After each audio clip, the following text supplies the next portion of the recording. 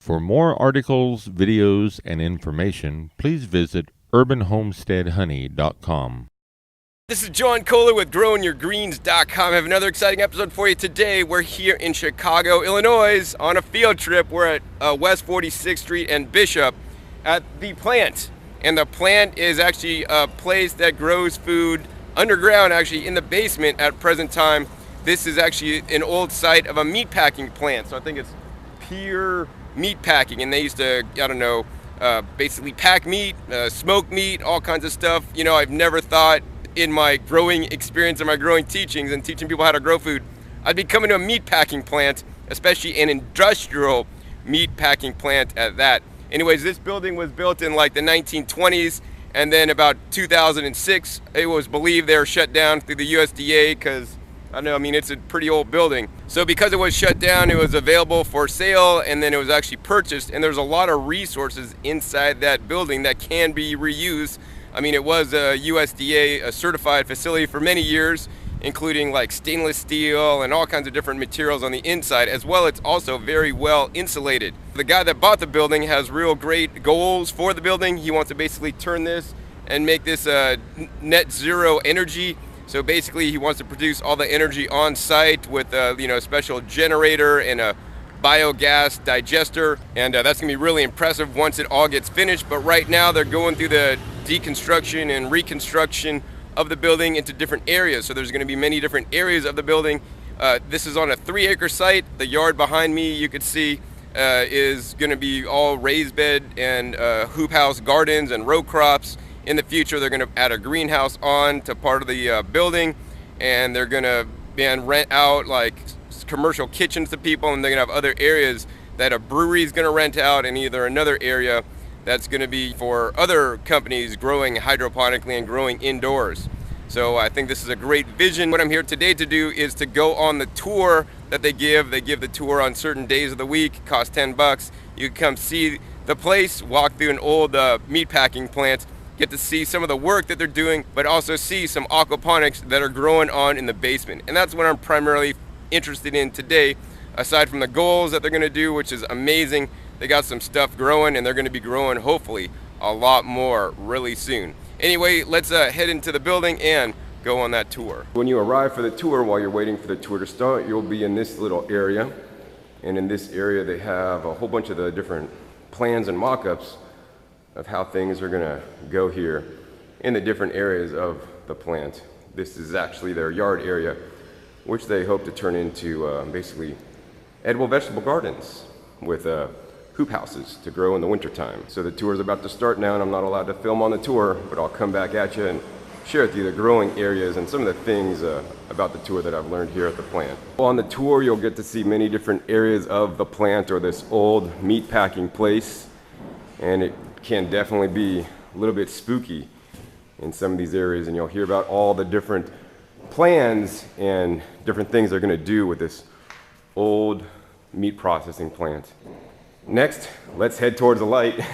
Let's head downstairs to see where they're actually growing some food on site. Let's head downstairs to find out what's happening down here. Now, once again, this is an old meat packing plant. There's many areas that are currently being refurbished, from its intended use. And this building is actually lit cold, and I'd probably use that word dank that I don't often use. But here's the door that leads to the aquaponic system. And under aquaponics, what that basically is, it's a combination of aquaculture and hydroponics. And it's a system that actually works fairly nice. You can see it over there. They got the main growing area there, and then they got the fish up in here and a tank to settle out the wastes. And we'll look at that in a second. But before that, I want to show you guys over here. I think they're using 2 different kinds of fish here. One of which is tilapia.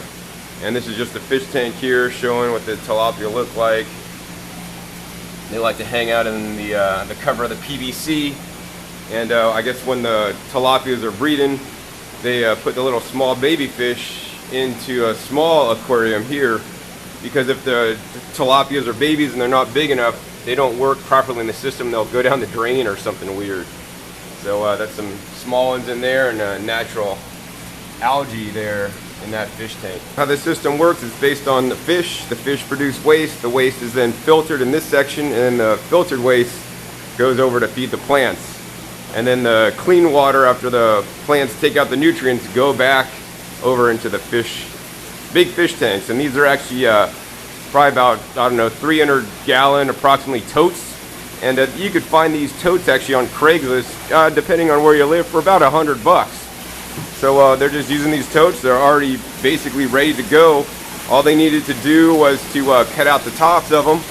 And you can see here they just cut out the tops.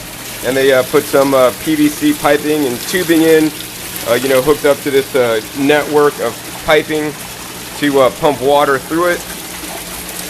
And you can see all the fish down in there. And there's a certain number of fish you're supposed to put per, gallons of the tank. And I'm not exactly sure how much that is. It looks like they're trying to feed the fish some of the greens they grew. But the fish are expecting the fish food. And that's the one component that they're currently bringing in fish food to feed the fish, although hopefully they hope to grow their own fish food and use spent grains from the brewery that'll be on site. In this one, here's a smaller fish, and over in this one, some more fish as well. And you can see they have just banks and banks. This is we're on an elevated platform with banks and banks of tanks. So once again, this side was the side with the fish, and we can twist over to this side. And this is the side where they are actually filtering the water. So the water probably goes up into this top thing, and then it gravity feeds down into this next layer where there's some kind of filtration media, which we can't really see too well, and goes into here, and the water is then filtered out. So all the solids remain in these tanks. So the water goes into these pipes, and these are the solid water from fish tanks 1 and 2, and you can see all the piping around here. They have little ramps over the piping, and the piping then goes into this big, large growing area. And basically in this growing area, they're just using some simple rafts. So this is like some foam here that we can lift up, and you can see all the roots down below there. These roots are absorbing the nutrients from the water, and then they're growing all this, and all this is arugula. I mean, this is literally like, man, it's pretty large, maybe 12 feet by about 36, 40 feet long. And all this arugula growing here in the basement underneath fluorescent tube lights. Now, to me, as an outdoor gardener, these plants look a little bit anemic. They could be a lot more darker green, and they are currently developing and working on this system. And they strive to improve this system to get the healthiest plants possible, and also make this system, a system that's going to work and be sustainable in the long run. Because they are in a warehouse and in the basement, they have some fans going to keep air circulation. Air circulation is very important to keep the pests and things like mold, from latching on and growing. You can see this growing area is just built out of 2x4s and some 4x4 posts and some plastic and some plywood underneath there. This is just basically a box with an open top, and then they put some plastic in there and just stapled or nailed it down to make it waterproof with all the piping and whatnot. And this is the water that's coming from the fish tanks. And you can see in this one, they're using some LED lights. Now that may look pretty interesting on the camera there. And over in that area, it looks like they got some dinosaur kale, some kind of other brassicas, and things like arugula growing really well. And the LED lighting looks like it's doing a lot better than the fluorescent lighting, especially by the size of that dinosaur kale. It's probably pushing 2 feet tall right there. This is their seed starting area. To produce this much arugula, they have to have lots of plants started. And they're doing it right here underneath the LED lights. Now the LED lights are a more efficient way of lighting. These are actually the glow panel lights. And you can see here they're just seeding all this in, I think, a hydroton and coconut core mixture. And these guys get started in here, and then soon enough they'll be moved over in this whole styrofoam flat over to the other side when they're ready. So this is a kind of conveyor belt system. They'll put them in here as babies, and then they'll harvest from one end, and then they'll just move all these down, and then I'll just continue to grow on a revolving kind of like system. We're finally done with the tour, and I'm headed out, and I've had a great time and experience sharing with you guys what they're doing here.